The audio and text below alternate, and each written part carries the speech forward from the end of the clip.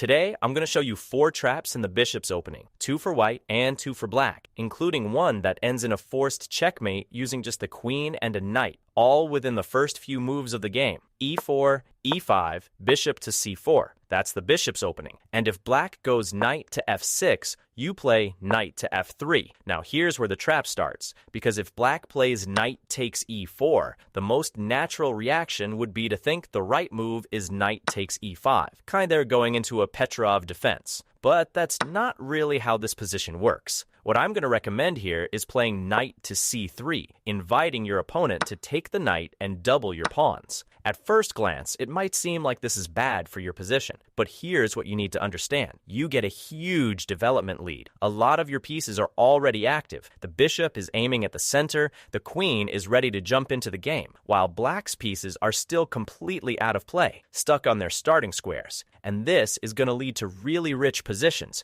with tons of opportunities for you to put together a quick attack right here. In practice, having 3 or 4 pieces developed against basically none from your opponent means you're going to dictate the pace of the game. Black just doesn't have time to get organized before the threats start coming. So, since the e5 pawn is under attack, the most natural move for black is knight to c6, or maybe d6, developing moves to defend the e5 pawn. And this move is really intuitive, but it's actually a mistake that leaves black in a completely lost position, because now you play knight to g5, and it comes with an immediate threat on f7. And the thing is, black can't do anything to stop that pawn from being taken on the next move. That square is the Achilles heel of black's position, because it's the only kingside pawn where the only defender is the king itself. When a knight and a bishop are both aiming at that square, the pressure gets almost unbearable. Black can try to block this diagonal by playing d5, but that doesn't really make sense because d6 was just played. Still, if black insists on this push,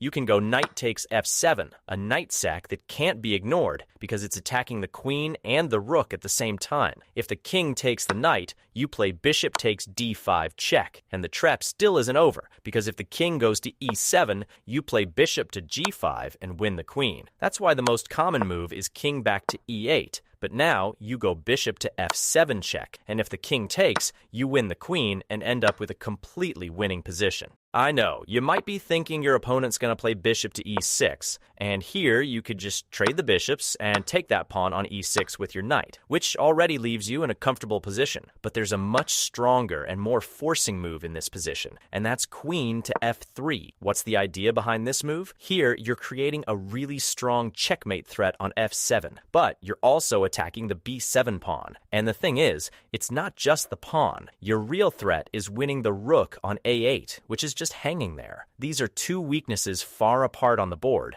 and black just can't cover both with a single move. This kind of double attack on opposite flanks is one of the best ways to turn a development lead into actual material. The only thing black can do here to try and cover both weaknesses is play queen to d7. Then, after you take on b7, your opponent can try queen to c6. It's the only way to cover that rook on a8 so it doesn't get taken on the next move. But this fails thanks to a really nice tactical pattern. You go queen to c8 check, king to e7, queen to e6 check, the king goes to d8, and you finish with knight to f7 checkmate. And that's a really cool mate using just your queen and the knight. The next trap is one of the prettiest you'll ever see, because white just sacks the queen and checkmates with just minor pieces. So after knight to f6 and knight to f3, black goes knight takes e4. And here you play knight to c3, picking up development tempos and getting a super active position. After the trades, your opponent plays d6. And even though knight to g5 gives you a completely winning position, I want to show you this trap because there's a really beautiful tactical pattern here. In this line, you can also just castle, which isn't as strong as knight to g5. Then black plays bishop to g4, pinning the knight, thinking they've solved the whole knight to g5 problem. But the reality is way different, because you can go bishop takes f7 check, king takes, and now you go knight takes e5 check. And when the king moves, you take the bishop and end up a pawn up. Now going back, I saw that there's an even stronger move, which is knight takes e5, sacking the queen and attacking the bishop at the same time. And the thing is, if your opponent takes your queen, which was the whole point of the pin, there's a checkmate pattern with bishop takes f7, the king moves, and you go bishop to g5, checkmate. And if your opponent is smarter, they won't take your queen. Instead, they'll retreat the bishop to e6, which is the best move in the position. Keep in mind, this is the strongest move, but it's not the most played, because where people actually play the most is taking the queen and getting checkmated. But now, what do you do with two pieces under attack? You go bishop takes bishop. If they take your knight, we get the same pattern from the previous trap. Bishop takes f7 check, winning the queen. So you already know that one. And if they go pawn takes bishop, you play queen to h5 check. If king to e7, bishop to g5 is checkmate. And if they play g6, you go knight takes g6, and if they take, you win the exchange and end up with a winning position.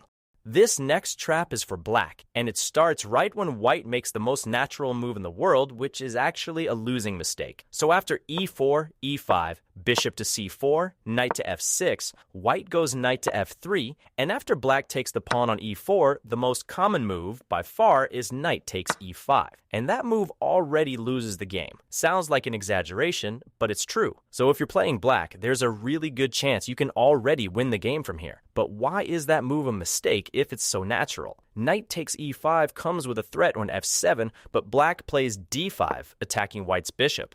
And once it retreats, here comes queen to g5, and that's the strong move in this position, because you're attacking the knight and at the same time eyeing the pawn on g2, where there's already a threat of breaking through against white's king. And now, what can white do here? They can't defend both weaknesses at the same time. Well, white might think, okay, you're threatening a lot of stuff, but I'm going to hold this strong knight in the center with d4, which could give you trouble at some point. If your opponent does that, you go queen takes g2. Now, the main move here is rook to f1. After all, you're threatening mate, but that loses immediately to bishop to h3.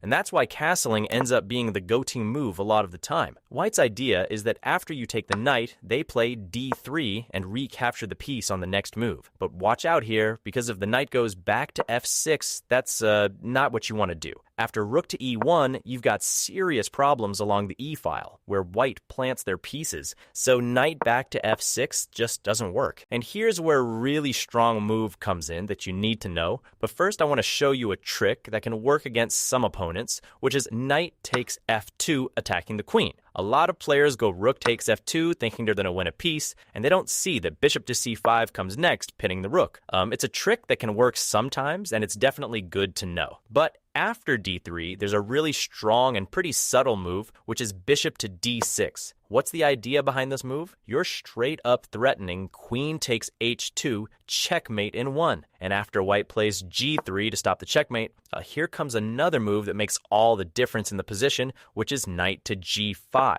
And now let's see why this move is so strong. White usually plays rook to e1 here, and the thing is, f4 doesn't win the piece back because you get the knight out with tempo, knight to h3 check, and after that you just drop the queen back, say to f5, and the knight is safe. Well, f4 doesn't solve white's problem. And white plays rook to e1, which was their original idea. But here there's a move that flips the position completely. Knight to f3 check. And now it's not white, it's black who's winning right away. Let's break down what's going on in this position. First, the king is in check, so white is forced to either take the knight or move the king. Second, if white doesn't take the knight, we are attacking the rook twice, and it's only defended once, by the queen. So it's natural to think about bringing the king to f1 and adding another defender to the rook, but that fails to bishop to h3 checkmate. So that's not an option, and you might think, what if queen takes knight? Well, then the position collapses completely, because after that take, we've got queen takes rook check, king to g2, queen takes c1, we're just taking everything in white's position, and on top of that, we still have the threat of going after the rook and taking it too. But either way, you've already got such a huge material advantage that the position is completely winning. Now, let's look at a sideline, but one that hides a checkmate that most players just can't see coming. After you take the pawn on e4 and white takes back the pawn on e5, you play d5.